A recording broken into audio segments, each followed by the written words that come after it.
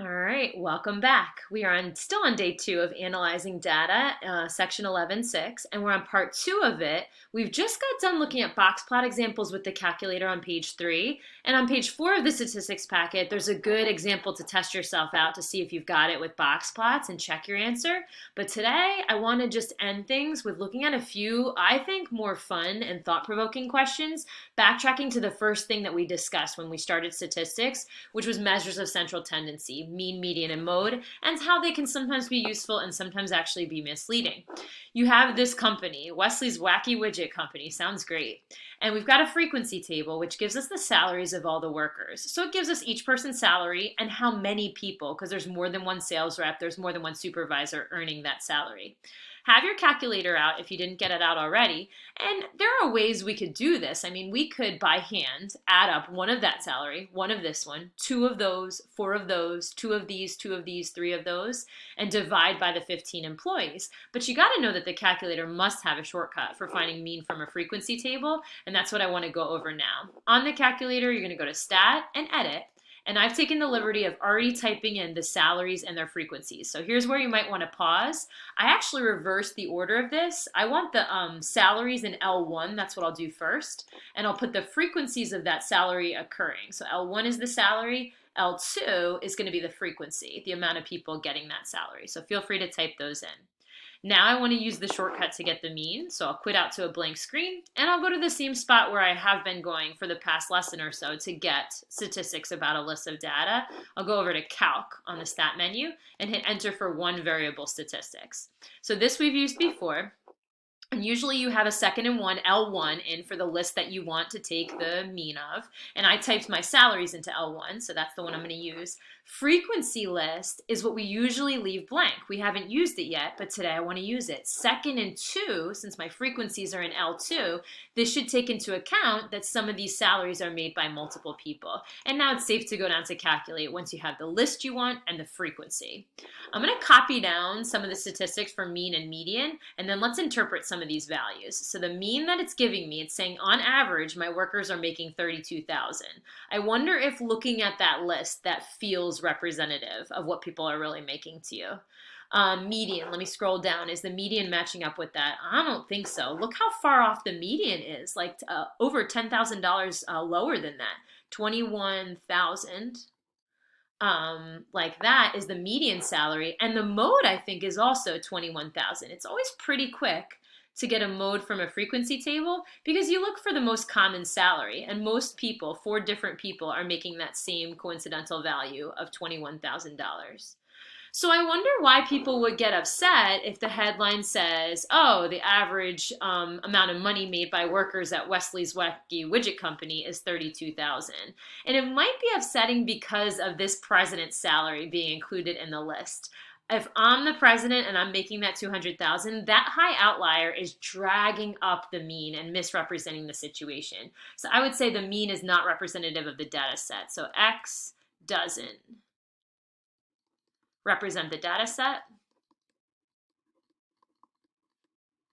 The mode, I would say, and the median are going to be the more reliable measures of center in this case. In general, what is affected more by extreme values, the average or the median? And I would say definitely the mean. The mean gets distorted. It gets pulled up or down drastically sometimes by an outlier, whereas the median doesn't shift too heavily. The middle value kind of stays where it's going to be. So something to keep in mind in these real life examples.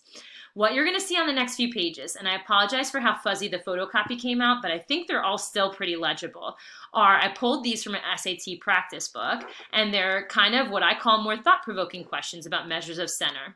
I want to look through. This page is labeled basic. Okay, so I'm not calling you guys basic, but it's always a good place to start. And we'll just pick some random ones to get our feet wet with these topics. And the one I wanted to look at first was number 2, because I was thinking of 2 cool strategies to tackle something like number 2. It says the average, or the arithmetic mean, of 6 consecutive integers is going to be 18 and a half. And what is the average of just the first 5 of these integers? If you want to pause the video and brainstorm ideas for number 2, and I think the next one we're going to try is number 6, feel free, because then you could just come back and check your answers with me. Now that you're back with me, we've got to find this average. And I'll talk about one strategy. As an algebra teacher, my mind goes to you don't know what the numbers are, but you could use x variables in their place. So can you write out the sum of 6 consecutive integers? If the first integer is x, think of the very next integer above it. It would be x plus 1, right? Next consecutive, plus x plus 2, plus x plus 3, plus x plus 4. And I think the last one would be x plus 5. That would be the 6th value above x. And if I added up all those 6 integers, we're calling it, and divide it by 6, I get an average of 18.5. I get an average of 18 and a half. This equation is solvable for x, and it could get us our solution or get us a little closer to our solution. You get 18.5. You want to combine like terms up top. Feel free to take your time with this. 6x plus 15 over 6. And I'm going to multiply both sides of the equation by 6 to get 6x plus 15 is 111, getting closer and closer to getting x by itself. I think 6x equals 96, and x, in this case, the way we modeled it, is going to equal 16. Now, I don't want to be hasty and just choose 16, because if this were the SATs, maybe they're trying to trick me with that solution choice. What is the average of the first 5 of these integers? Well, now that we know what the integers start with, the first number is a 16. The next consecutive integers is 17, 18, 19, 20, and 21. Those are the 6 integers. Their average is an 18 and a half. For the average of the first 5 of those, you could add them up, divide by 2, or maybe you know a quicker way, and you get an average of 18. Now, speaking of a quicker way to do this problem, I wonder if you didn't introduce algebra at all, and that would be okay. If you know the average of 6 consecutive integers, one after another, is going to be 18, wouldn't your mind think about this list off the bat? Wouldn't you pick 3 integers below, and I said 18, but I meant 18 and a half? Wouldn't you pick 3 integers below 18 and a half and 3 integers right above 18 and a half? So I bet without even putting x into the mix, you can come up with this circled list and then figure out the average of just these 5 out of the 6. And it will be that middle number. That answer should be an 18. Getting our feet wet. This one's still basic, but we can look at number 6. If the average arithmetic mean of b and 2 is equal to the average of b3 and 4, what is the value of b? Well, here's some algebra. So b and 2 averaged, we'll say b plus 2 over 2, is equal to the average of b3 and 4. This one reminds me of the first method that we were using to calculate x over here. We're going to use it also to get b in this equation. So here you're averaging 2 values, we'll divide by 2. Here you're averaging 3 values, we'll divide by 3. Go ahead and simplify and solve. This one turns out not to be too bad. Over 3. We can multiply both sides by 3 and both sides by 2 to get 3 times b plus 2 equals 2 times b plus 7. And just a little bit more simplifying. 3b plus 6, 2b plus 14, and b should be 8. And this time they were asking for b, so it's okay to just put the solution. Are you ready to try a medium or a hard? We got to try 1 or 2 of those before we go. So let's look at page 6. All these are labeled medium. The questions, as I like to say, get a little spicier on this page. If you want to pause the video, we will talk about 9 and 11. So you can try 9 and 11 on your own and then tune back in. I'm going to get started on 9. It says the average of 6 numbers is 6. If 3 is subtracted from each of 4 of the numbers, what is the new average? Is this reminding you of SAT prep? Because that's what it's supposed to be, but it's averages, like we've been talking about with measures of center. Well, you don't know what the 6 numbers are, but you know on average they're about 6. And it's talking about subtracting 4 from each of the numbers. Let's just find the total sum of the 6 numbers first. So the sum of the 6 numbers divided by 6 gives you 6, right? If you added all the numbers up, divide them by the total amount of numbers, you have an average of 6. That gives you x equals 36. And let me just reiterate what we just found. This is a sum of all 6 numbers originally, as the data set is presented. Okay, now we want to subtract 3 from each of 4 of the numbers. Okay, so what we're going to do is we're going to subtract, we're going to take 36, that total sum, and we're going to minus 4, minus the number 3 4 times. So we're actually subtracting 12. Minus 3 times 4, because we're taking 3 away from 4 of the numbers, gets you 36 minus 12, just gets you a total sum now. Your new sum is 24. Okay, now we're almost set.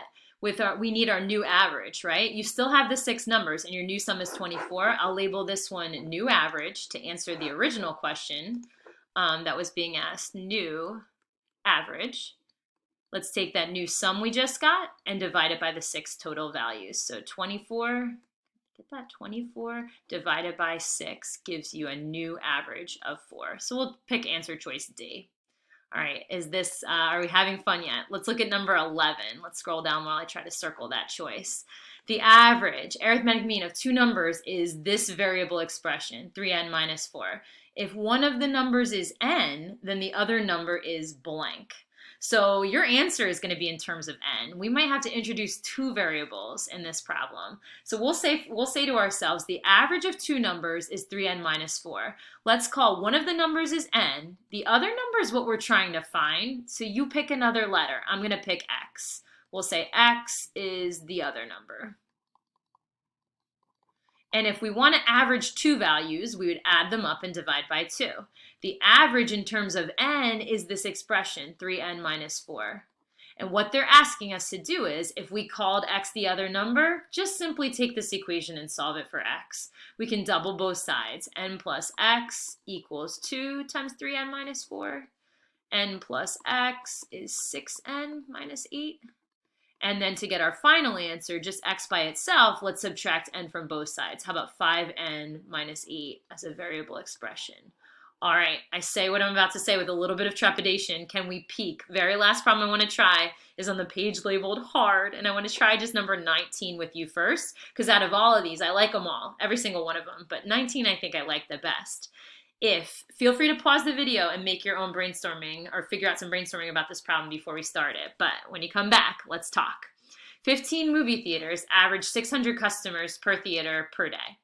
If 6 of the theaters close down, but everybody who is going to movies is still going to movies, so average attendance stays the same or total attendance stays the same, what is the average daily attendance per theater among the remaining theaters? I want to give you one strategy for solving this, and I'm sure you could think of other ways to make it simpler for yourself. You don't know how many people were going to each of the 15 theaters originally, but you know on average there were 600 customers per theater per day. So if I did the 15 theaters times 600, we were saying throughout the 15 theaters, you had 9,000 total customers going to the movies. 6 of those theaters shut down. So how many do you have left over? So for these still 9,000 people that are going to the movies per day, you're not dividing by the 15 theaters, you've lost 6 of them, so you're only dividing by 9. We can make that problem easier for ourselves by just taking that same total that didn't change, divide it by the new amount of theaters to just get 1,000. I can't wait to see what you come up with for some of these other questions, and I hope you enjoy the rest of your day. Talk to you soon.